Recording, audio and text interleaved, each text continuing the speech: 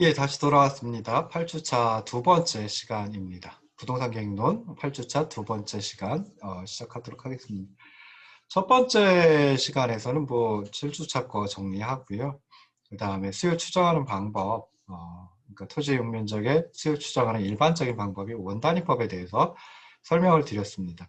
이제부터는 그 시설의 종류별로, 즉 다시 말해서 이제 그 용도 지역별, 용도 지역이라고 하긴 좀 그렇죠. 용도적 지역별로 살펴보도록 하겠습니다. 그래서 주택 용지, 그러니까 정말 이 주거 시설의 부지가 되는 거죠. 그래서 주택 용지, 그리고 상업 용지, 공업 용지, 그리고 녹지 이렇게 이제 차근차근 설명을 드리도록 할 테고요. 뭐 기반시설 같은 경우에는 뭐 나중에 이제 도시계획 시설이라고 하는 부분에서 다시 한번 뭐 살펴보도록 하겠습니다. 근데 거기서는 뭐 막 수요 추정을 하는 건 아니고요. 뭐 이런 것들이 필요하다라고 하는 정도로 이제 아마 설명을 드릴 듯 싶습니다. 자, 네 번째 강의안이네요. 네 번째 강의안 띄워놓고 시작하도록 하겠습니다. 57쪽 나갈 차례입니다. 그래서 주택용지 면적의 수요 추정인데요. 자, 주택용지 면적, 그러니까 주택용지로 주거시설로 구성이 되어 있는 게 이제 주거지역이다, 뭐라고 생각을 해볼 수 있겠죠. 그래서 뭐 용도지역 중에 하나인 주거지역 생각하지 마시고요. 그냥 주거지 또는 주거지역. 이걸 또 용도적 지역이라고 이제 표현을 하기도 합니다. 그래서 법에서 용도지역이라는 표현을 쓰고 있기 때문에 용도적 지역이라고 하는 표현을 써가지고 실제 그 용도로 활용되고 있는 지역, 뭐 이런 의미를 이제 쓰기도 합니다. 그래서 그런 의미로 받아들이시면 좋을 듯 싶습니다. 그래서 주거지역은 주민들의 이제 주거 생활을 위해 필요한 주택 자체의 용지뿐만 아니라 이제 주거를 하려면, 그러니까 거기 정주하고 살려면 근린상가 같은 것도 이제 필요하겠죠. 그래서 생필품 같은 거, 그다음에 좀 어떻게 보면은 좀 생활에 필요한 서비스 같은 거, 뭐 그런 것들을 갖다 구입할 수 있는 근린상업시설도 필요하고요. 그 다음에 학교와 같은 공공시설도 필요합니다. 그리고 이제 근린주군의 가로라든지 또는 뭐 근린공원이라든지 하는 것들까지 포함을 하거든요. 그래서 주거지역은 주택 자체의 용지뿐만 아니라 근린상업시설, 그리고 학교 등의 공공시설, 가로, 그리고 근린공원 등의 용지를 포함하는 지역이다라고 생각해 볼 수 있습니다. 처음 보시는 게 이제 근린주구라고 하는 표현을, 용어를 처음 보실 텐데요. 주구는 뭐 근린주거구역이라고 이제 표현을 하기도 하고요. 1924년에 이제 미국의 C.A. 펠이라고 하는 학자가 제시한 그 주거단지 계획의 어떤 개념입니다. 그래서 그 C.A. 페리가 주거단지 계획을 갖다 처음 제시할 때 어린이들이 그 위험한 도로를 건너지 않고도 통학을 할 수 있는 그런 단지 규모를 갖다가 하나의 근린주구이다 또는 뭐 근린주거구역이다라고 이제 정의를 내렸습니다. 물론 뭐 영어로 정의를 내렸겠죠. 그래서 네이버훗 유닛이라고 이제 표현을 했습니다. 그래서 네이버훗 그러면 뭐 이웃이라고도 하지만 우리말 표현할 때 근린이라는 용어로 더 많이 해석을 합니다. 그래서 네이버훗 유닛 해가지고 근린 어떤 단위 또는 근린 주거 구역 한 단위 뭐 이런 걸 갖다 이제 의미한다라고 생각을 하시면 좋을 듯 싶습니다. 그래서 주택용지 면적 수요 추정할 때 적용되는 기준 밀도가 있겠죠. 그래서 그 기준 밀도도 그냥 주택지, 주택 부지만 가지고 사용하는 것이 아니라 근린상업 용지라든지 교육시설, 도로, 공원 등의 면적을 포함하는 근린주구 밀도라고 하는 개념이 좀 적합하다라고 생각을 해볼 수 있습니다. 그래서 그냥 주택 자체의 용지 그리고 주택 자체와 관련된 어떤 기준 밀도를 활용하는 것이 아니라 주택을 포함해서 근린상업시설, 뭐 공공시설, 교육시설, 그다음에 뭐 도로, 공원 등의 면적까지도 포함해서 기준 밀도를 정하는 것이 바람직하고 그렇게 해가지고 주택 용지 면적의 수요를 수정하는 것이 바람직하다라고 이제 생각을 해보는 겁니다. 자, 그래서 일반적으로 주택 용지 면적의 수요는 뭐 마찬가지 원단위법 이용해가지고 3단계 거쳐서 이제 추정을 합니다. 그래서 첫 번째 단계에서는 인구라든지 가구 수, 주택 호수, 건축 연면적을 산출을 하고요. 두 번째 단계에서는 기준 밀도를 설정을 합니다. 그리고 세 번째 단계에서 주택 용지 면적을 산정을 합니다. 그래서 주택 용지 면적 산정하는 세 번째 단계에서는 첫 번째 단계에서 산출한 인구라든지 가구수, 주택 호수, 건축 연면적에다가 두 번째 단계에서 설정한 기준 밀도를 적용해가지고 곱하거나 나누거나 해가지고 이제 세 번째 단계에서 주택 용지 면적을 산정한다라고 생각을 하시면 좀 편하실 것 같습니다. 첫 번째 단계는 좀 전에 말씀드렸듯이 인구라든지 가구수, 주택 호수, 건축 연면적을 산출을 해야 되는데요. 가구수는 그러니까 여기서 인구는 이제 목표년도의 인구입니다. 그래서 어떤 계획의 대상이 되는 지역이 있다라고 하면 그 지역의 목표연도에 있어서의 정말 인구를 갖다 추정을 하고요. 가구수를 산출하는 가구수를 이용하는 방법 같은 경우에는 이제 목표연도 인구를 이용해서 가구수라고 하는 걸 산출을 합니다. 그리고 주택 코스 산출할 때는 가구수가 필요하고요. 그다음에 건축 연면적 산출할 때는 또 주택 코스라고 하는 게 또 필요합니다. 그래서 첫 번째 단계에서는 목표년도의 인구, 가구수, 주택 코스 추정하고요. 여기다가 가구당 평균 가구원수 또는 주택 보급률 또는 주택 호당 건축 연면적을 적용해서 곱하거나 나누어 가지고 인구, 가구수, 주택 코스, 건축 연면적을 산출한다. 이게 첫 번째 단계이다라고 생각하시면 좋을 듯 싶습니다. 지금은 이제 이게 뭘까라고 하지만 조금 뒤에 이제 주택용지 면적의 수요 추정하는 네 가지 방법이 있거든요. 그걸 설명드리면 무엇인지 이 내용이 무엇인지 쉽게 아실 수 있을 것 같습니다. 두 번째 단계에서는 그 기준 밀도를 선정한다라고 했죠. 그래서 목표연도 주택용지의 기준 밀도를 설정하는 단계입니다. 그래서 여기서 밀도, 기준 밀도는 이제 인구 밀도를 활용할 수도 있고요. 가구 밀도, 주택 밀도, 용적률 이런 것들을 기준 밀도로 지표화해서 활용을 합니다. 세 번째 단계는 첫 번째 단계에서 구한 인구, 가구수, 주택 호수, 건축 연면적 이걸 갖다가 두 번째 단계에서 구한 밀도 지표로 주로 나누어 가지고 주택 용지 면적을 산정을 합니다. 그래서 이런 그 원단위법을 통한 3단계 추정으로다가 이제 그 주택 용지 면적의 수요를 추정을 합니다. 구체적으로 네 가지 방법이 또 있습니다. 그래서 그 네 가지 방법 하나하나를 갖다 이제 설명을 드려야 되는데요.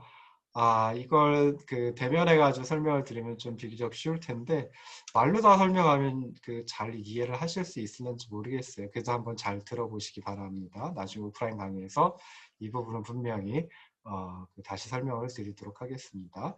자, 첫 번째 방법은 인구를 기준으로 주택용지 면적을 산출하는 방법입니다. 그냥 인구가 많으면 아무래도 주택용지 면적이 더 많아질 수밖에 없겠죠. 그래서 그런 그 어떤 내용을 가지고 첫 번째 방법을 이해하시면 좋을 텐데요. 자, 첫 번째 단계에서는 목표 연도의 인구를 예측을 합니다. 그 두 번째 단계에서는 그 기준 밀도를 인구 밀도로 써가지고 기준 인구 밀도를 이제 계획가들이 정해야 되겠죠. 설정을 해야 되겠죠. 그리고 세 번째 단계에서는 첫 번째 단계에서 예측한 인구를 두 번째 단계에서 기준 밀도로 정한 인구 밀도로 나누어 가지고 주택 용지 면적을 산정하는 방식입니다. 그러니까 굉장히 간단하고 좀 이해하기 편한, 이해하기 쉬운 그런 방법이다라고 생각해 볼 수 있는데요. 그럼 이렇게 해가지고 주택 용지 면적의 좀 수요가 추정이 되는지 그냥 우리가 그 계산을 할 때 단위라고 하는 게 굉장히 중요하거든요. 그래서 단위를 한번 생각을 해보자고요. 그냥 예측 인구를 인구 밀도로 나눕니다. 예측 인구의 단위는 무엇일까요? 몇 명 또는 몇 인이 되겠죠. 인구 밀도의 단위는 여기 보시면 인 퍼 헥타아르, 인을 헥타아르로 나눠준 거죠. 그러니까 헥타아르당 즉 면적당 인구수 이렇게 이제 생각을 하시면 될 듯 싶습니다. 그래서 예측된 인구를 인구 밀도로 나눠주면 분자가 예측된 인구가 되고요. 분자의 단위는 무엇이 되느냐? 몇 명 또는 인이 되겠죠. 그 다음에 인구 밀도로 나누어지니까 분모에 인구 밀도가 들어갑니다. 인구 밀도는 단위가 인 퍼 헥타르, 그러니까 인을 헥타르로 나눠준 거죠. 그러면 요거 예측된 인구를 인구 밀도로 나눈다라고 하면 일종의 대분수가 되는데요. 분자에는 인이 들어가고요. 분모에는 인 나누기 헥타르가 들어갑니다. 그러니까 대분수가 되죠. 대분수 예를 들어 가지고 A분의 B 분의 C분의 D 하면 여기서 A는 분모의 분모고 그다음에 B는 분모의 분자 그리고 C는 분자의 분모 그리고 D는 분자의 분자가 되죠. 그래서 분자의 분자하고 맨 아래에 있는 A, 그러니까 분자의 분자는 D고 맨 아래에 있는 A는 분모의 분모죠. 그래서 분모의 분모와 분자의 분자 A와 D를 곱해가지고 이게 분자로 가버립니다. 그리고 분모에는 뭐가 있냐면 분모의 분자인 B와 그리고 분자의 분모인 C가 분모로 들어가죠. 그래서 결국은 B 곱하기 C 분의 A 곱하기 D, A 곱하기 D를 B 곱하기 C로 나눠준 이것하고 마찬가지가 돼요. 그래서 지금 말루다 말하니까 그냥 그러실 텐데 좀 이해가 좀 어려우실 수도 있는데 그냥 A분의 B 분의 C분의 D는 결국 뭐랑 같으냐? B 곱하기 C 분의 A 곱하기 D와 같다. 그러면 그거 똑같이 여기서 분자의 분자가 인이 되는 거고요. 그러니까 예측된 인구를 인구 밀도로 나누어 준다라고 하면 분모의 분모에 헥타르가 들어가고 분모의 분자에 인이 들어가고 그것분의 분자의 분모는 그냥 1이죠. 단위가 없어요. 그리고 분자의 분자에는 단위가 인이 들어가 버립니다. 그러면 분자의 분자의 단위 인하고 분모의 분모인 단위 인하고 똑같으니까 날라가 버리겠죠. 상쇄돼 가지고 그냥 1만 남겠죠. 그리고 남아 있는 건 뭐만 남아 있냐면 분모의 분모인 헥타르만 남아 있습니다. 그러니까 분모의 분모는 나중에 계산하면 어디로 간다고요? 분자로 간다 그랬죠. 그래서 헥타르만 남고 헥타르는 뭐예요? 헥타르는 면적이죠. 면적. 그래서 이렇게 구하면 주택용지 면적이 나오는구나 라고 생각하시면 이걸 좀 쉽게 이해하실 수가 있을 때 싶어요. 자, 두 번째 방법은 가구수를 기준, 인구가 아니라 가구수를 기준으로 해가지고 주택용지 면적을 산출하는 방법입니다. 그래서 첫 번째 단계에서는 당연히 이제 예측 가구수를 갖다가 산출을 해야 되는데요. 예측 가구수 산출할 때 뭘 이용하냐면 목표연도의 인구를 이용을 합니다. 그래서 목표연도의 예측된 인구 그걸 갖다가 가구당 평균 가구 원수로 나누어 가지고 총 가구수를 산출을 합니다. 가구당 가구 원수 또는 뭐 평균 가구 원수, 뭐 가구당 평균 가구 원수 그러면 둘이 이제 중복된 건데 조금 이해하기 편하시라고 그냥 중복해서 설명했습니다. 그냥 가구당 가구 원수 또는 평균 가구 원수는 어떻게 이제 산출을 하냐면은 인구를 가구로 나누어 가지고 산출을 하죠. 그러면 가구당 가구 원수 또는 평균 가구 원수가 됩니다. 그래서 전체 인구를 갖다가 목표 연도에 예측한 인구를 가구수로 나누어 주면 그게 가구당 가구 원수 또는 평균 가구 원수가 됩니다. 그러니까 뭐 목표 연도에 예측한 인구가 100명이고요. 계산하기 편하게. 그다음에 가구가 50가구가 있다라고 하면 그럼 어떻게 하면 되겠어요? 100명을 50가구로 나누어주면은 가구당 가구 원수는 2명이구나. 평균 가구 원수는 2명이구나. 뭐 이렇게 이제 생각을 해볼 수 있죠. 그래서 예측된 인구를 가구당 평균 가구 원수로 나누어준다라고 하는 것은 예측된 인구가 분자에 들어가죠. 분자의 단위는 인이 돼버립니다. 그 다음에 가구당 가구 원수가 분모로 들어가는데 이거는 어떻게 되냐면 인을 가구로 나누어 준 거죠. 그래서 분모에는 가구분의 인이 들어가고 분자에는 1분의 인이 들어갑니다. 분자의 분자, 분모의 분자 똑같으니까 똑같으니까 날라가고요. 분모의 분모 가구만 남게 되죠. 그래서 결국 이렇게 예측된 인구를 가구당 평균 가구 원수로 나누면은 가구수가 산출이 됩니다. 총 가구수겠죠.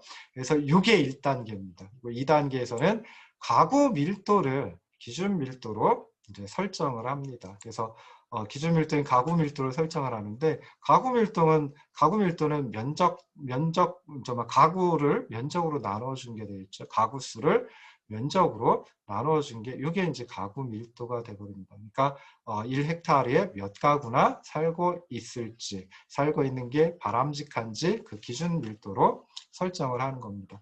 총 가구 수를, 그러니까 3단계에서는 이제 2단계에서 가구 밀도 정하고 기준 밀도를 정하고 설정하고, 3단계에서는 이제 1단계에서 산출했죠. 총 가구 수. 그걸 갖다가 2단계에서 설정한 가구 밀도로 나누어 가지고 주택용지 면적을 산정을 합니다. 그럼 이것도 총 가구 수가 분자로 들어가고요. 분모에는 가구 밀도가 들어가는 거죠. 그러니까 분자의 단위는 가구가 되는 거고요. 분모의 단위는 가구를 헥타르로 나눠주는 게 됩니다. 그러니까 분모의 헥타르 분의 가구가 단위가 되고요. 분자에는 1분의 가구가 단위가 됩니다. 마찬가지로 분자에 있는 가구하고 분모의 분자에 있는 가구하고 똑같으니까 둘은 날아가 버리고요. 상쇄돼 버리고요. 1이 돼 버리고요. 그 다음에 이제 분자에는 그러니까 아무것도 안 남고 1만 남는 거죠. 그리고 분모에는 분모의 헥타르만 남습니다. 분모의 분모가 헥타르니까 이거 분자로 가가지고 결국 헥타르라고 하는 면적만 남게 돼요. 아, 그럼 이렇게 해가지고 산정하는 게 면적이구나.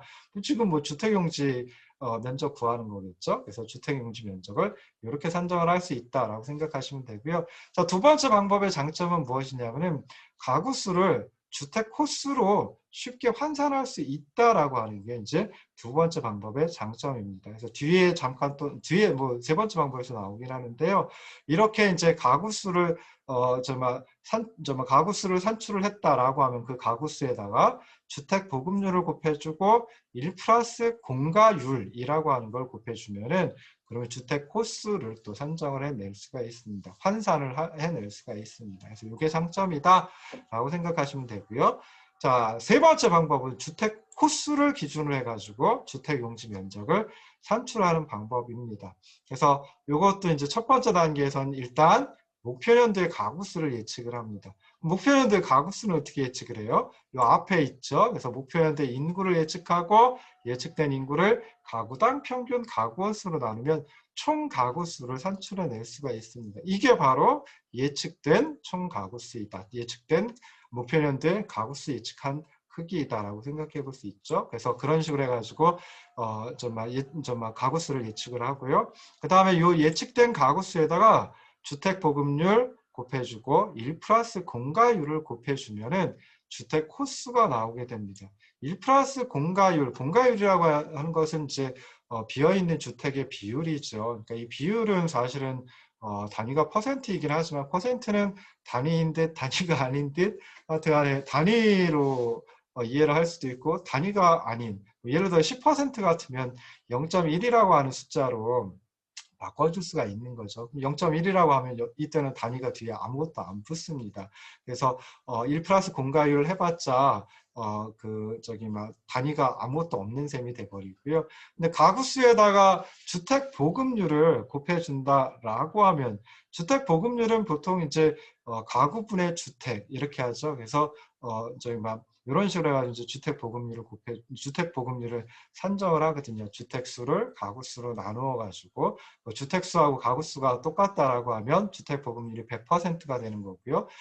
가구수는 100가구인데 주택의 수는 90호이다라고 하면 그때는 주택 보급률이 100분의 90, 가구수 100분의 주택 90호 해가지고 90% 이게 주택 보급률이 되는 거죠. 그래서 가구에다가 예측한 가구수에다가 주택 보급률 곱해주고 1 플러스 공가율을 곱해준다라고 하면은 이때 남는 거는 당연히 가구밖에 안 남습니다. 그래서 가구수 단위가 가구고요. 그 다음에 주택 보급률의 단위는 가구 분의 주택이에요. 분모의 가구가 들어가거든요. 그래서 앞에 예측 가구수 해가지고 단위가 가구고 그 다음에 주택 보급률에 분모의 가구가 들어가 버리니까 이 둘은 분모 분자 똑같아서 상쇄돼서 1만 남게 되고요. 1이 남게 되고요. 그리고 이제 주택 호수는 없어지지 않죠. 거기다 1 플러스 공가율 곱해준 요게 단위가 되는데 공가율은 또 단위가 없으니까 그냥 주택 호수가 단위가 돼버립니다. 그래서 이런 식으로 해가지고 주택 호수를 산출하는 거 여기까지가 첫 번째 단계입니다. 그리고 두 번째 단계에서 이제 주택 밀도를 기준 밀도로 설정을 하는 거죠. 그래서 여기 아까도 말씀드렸듯이 계획가의 어떤 주관적인 계획가가 주관적으로 생각하는 밀도를 갖다가 기준 밀도로 설정을 합니다. 그래서 주택 코스를 주택 밀도로 나눕니다. 자, 그러면은 이제 주택 용지 면적을 산정을 할 수가 있거든요. 그래서 주택 코스 단위는 호고요. 그다음 호 또는 주택 수가 되겠죠. 그다음에 주택 밀도의 단위는 호를 헥타르 면적으로 다 나눠준 게 돼요. 그러면 주택 코스가 분자로 들어가고 단위가 호가 되고요. 그다음에 주택 밀도가 분모로 들어가는데 분모의 단위는 호를 헥타르로 나눠준 거, 즉 헥타르 분의 호가 되고, 그다음에 요게 분모로 들어간다 그랬잖아요. 그리고 분자에는 호가 단위로 들어갑니다. 그러면 분모의 분자하고 분자의 분자하고 단위가 똑같이 호니까 단위가 날아가 버리고요. 사라져 버리고요. 남는 거는 분모의 분모에는 헥타르만 남게 되죠. 그러면은 분모의 분모는 분자로 간다라고 했으니까, 분자이다라고 했으니까 헥타르 면적만 단위로 남게 됩니다. 그래서 이런 식으로 하면 주택 용지 면적이 산정이 되는구나 라고 하는 거 이제 이해하시기가 좀 쉬울 것 같아요. 그래서 그냥 말로 다 하면 주택 코스를 주택 밀도로 나누어서 주택 용지 면적을 산정한다. 이렇게 나누면 진짜 면적이 산정이 되는지 그걸 보여드리기 위해서 단위를 쓴 거예요. 그냥 단위 물론 굉장히 중요한데 앞에 나오는 수치도 중요하지요. 근데 그냥 수치는 나온다 계산하면 곱하기 나누기 여기선 첫 번째 단계에서는 곱하기 했고 세 번째 단계에서는 이제 나누기를 하잖아요. 그래서 그런 식으로 해가지고 나오는데 과연 단위가 주택 용지 면적의 단위인 헥타르가 되는지 그걸 갖다 이제 꼼꼼하게 좀 살펴본 겁니다. 그래서 진짜 주택 호수를 주택 밀도 즉 호수를 헥타르로 나눠준 거 이렇게 나누어 버리면 그러면 주택 용지 면적 헥타르라고 하는 단위를 통해 가지고 산출할 수 있다라고 생각을 하시면 좋을 듯 싶습니다. 이 세 번째 주택 호수를 기준으로 해가지고 주택 용지 면적을 산출하는 방법은 자, 주택 유형별로 주택 밀도를 따로 적용을 할 수가 있어요. 그래서 그러다 보니까 단독주택은 아무래도 저밀도겠죠. 그러니까 저밀도라고 하는 것은 주택 밀도가 낮다라는 거죠. 1헥타르의 주택 호수가 적다라고 하는 걸 의미를 합니다. 연립주택은 단독주택보다는 조금 더 밀도가 높겠죠. 그 주택 밀도가 높다라고 생각해 볼 수 있고요. 아파트 같으면 대부분 고층이니까 요즘 지어지는 아파트들은 고층 또는 초고층이니까 적어도 20층 이런 식이니까요. 굉장히 고밀도이다라고 생각을 해볼 수 있어요. 그래서 주택 유형별로 주택 밀도를 달리 적용해가지고 그리고 또 주택 유형별로 구성비를 정하면은 주택 유형별로 좀 정밀하게 주택 용지 면적을 산출할 수 있다. 이게 장점이다라고 생각을 하시면 좋을 듯 싶습니다. 그러니까 저밀도인 단독주택 용지로 어느 정도 그리고 또 중밀도인 연립주택 용지로 어느 정도 그리고 고밀도인 아파트 용지로 어느 정도 주택 용지 면적을 구성을 할 수 있는지까지도 생각을 해볼 수 있다라는 거예요. 지금도 이제 아파트의 비중이 굉장히 높죠. 50% 넘어갔다라고 이제 얘기를 하는데요. 도시 같으면 그게 더 높을 거예요. 주택 중에 전체 주택 중에 아파트가 차지하는 비중이 한 7, 80% 될 수도 있고 그러는데 앞으로는 더 아파트의 비중, 고밀도인 아파트의 비중이 주택 밀도가 높은 아파트의 비중이 더 높아질 거다라고도 생각을 해볼 수 있죠. 저는 그냥 개인적으로 아파트보다는 단독주택을 선호를 합니다. 그래서 조금 아파트, 특히 초고층 아파트의 초고층에 살고 있다라고 하면은 조금 그 공중을 하늘을 걸어 다니는 기분이 아닐까 하는 생각이 들어서요. 이런 장점을 가지고 있다. 자, 마지막으로 네 번째 방법이 이제 건축 연면적을 기준으로 해가지고 주택 용지 면적을 산출하는 방법입니다. 그래서 여기서는 이제 유형별로 그리고 또 규모별로 목표연대 주택 코스를 예측을 할 수가 있는데요. 유형별 규모 첫 번째 단계에서 유형별 규모별로 주택 코스에다가 주택 호당 건축 연면적, 그러니까 평균 건축 연면적을 곱하고 그러면 이제 건축 연면적을 산출을 할 수가 있습니다. 그럼 주택 코스는 어떻게 산출해? 예, 세 번째 방법에 산출했고요. 세 번째 방법에서 가구수 예측해가지고 이제 산출을 했고요. 그럼 가구수를 어떻게 산출을 해? 두 번째 방법에서 보면 인구 가지고 가구수를 산출하는 거 설명을 드렸어요. 그래서 그런 식으로 이제 절차를 거쳐가지고 단계를 거쳐가지고 이제 주택 코스를 예측을 하고 그 예측한 주택 코스에다가 주택 1호당 건축 연면적 곱해가지고 건축 연면적을 산출합니다. 그래서 주택 1호당 건축 연면적, 지금 1호당 건축 연면적이 얼마인지 조사를 해본다든지 하면은 찾아낼 수 있겠죠. 그래서 이런 식으로 해가지고 주택 호수 곱하기 호당 건축 연면적이니까 호수가 분모로 들어가겠죠. 그리고 분자는 건축 연면적이 들어갈 거예요. 그럼 앞에 있던 주택 호수 그리고 요거는 분자에 있는 거고, 그 다음에 주택 호당 건축 연면적 계산할 때, 산정할 때, 주택 호수는 호라고 하는 건 분모에 들어가죠. 그러면 분자에 있는 놈하고 분모에 있는 놈하고 똑같으니까 날라가 버리고요. 남는 건 건축 연면적만 남습니다. 그래서 그런 식으로 해가지고 첫 번째 단계에서 건축 연면적을 산출을 하고요. 그 다음에 두 번째 단계에서는 기준 밀도를 설정하는데, 이 경우 같으면 용적률, 네 번째 방법 같으면 용적률이나 또는 건폐율을 기준 밀도로 활용을 합니다. 그래서 용적률 먼저 설명을 드리면요. 자, 건축 연면적을 그러니까 기준 밀도로 용적률 설정을 하는 거, 이게 두 번째 단계고, 세 번째 단계에서는 첫 번째 단계에서 산출한 또는 예측한 건축 연면적을 두 번째 단계에서 설정한 용적률로 나누어 가지고 주택 용지 면적을 이제 산정을 한다라고 생각을 하시면 좋을 듯 싶습니다. 자, 그래서 용적률이라고 하는 건 건축 연면적을 대지 면적으로 나눠준 거죠. 그걸 용적률이라고 우리가 흔히 표현을 하죠. 용적률의 정의입니다. 기억하셔야 돼요. 뭐 어떻게 건축 연면적을 대지 면적으로 나눠준 게 용적률이다. 정의를 그렇게 하니까 그건 기억을 하셔야지. 그걸 왜 그래요? 라고 물어보시면 할 말이 없어요. 자, 그러면 세 번째 단계에서 건축 연면적을 용적률로 나누어줘요. 용적률은 건축 연면적을 대지 면적으로 나눠준 거죠.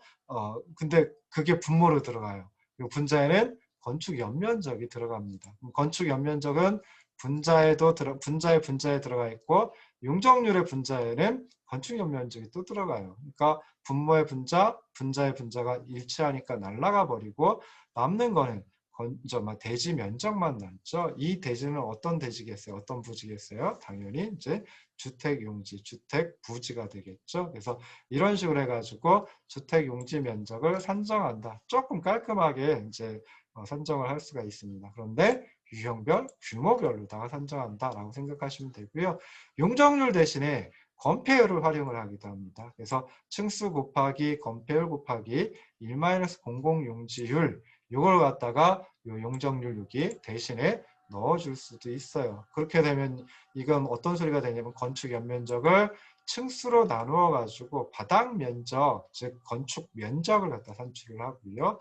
그리고 바닥 면적, 건축 면적에다가 건폐율, 공공용지율을 적용하면은 주택 용지 면적을 산정을 하게 됩니다. 그래서 이 네 번째 방법은 유형별, 규모별로 주택 용지 면적을 좀 더 정밀하게, 세밀하게 산출할 수 있다라고 하는 장점을 가지고 있습니다. 그래서 이 네 가지 방법을 그림으로 나타낸 게 이제 58쪽에 윗부분에 있는 그림입니다. 그래서 이거 잠깐 설명하는 것부터 그림 설명하는 것부터 다음 주차에 9주차 시험을 2시간 보기 때문에 동영상 강의 하나만 들으시면 되거든요. 그래서 그때 설명을 드리도록 하겠습니다. 오랜 시간 동안 들어주셔서 감사합니다. 고생하셨습니다.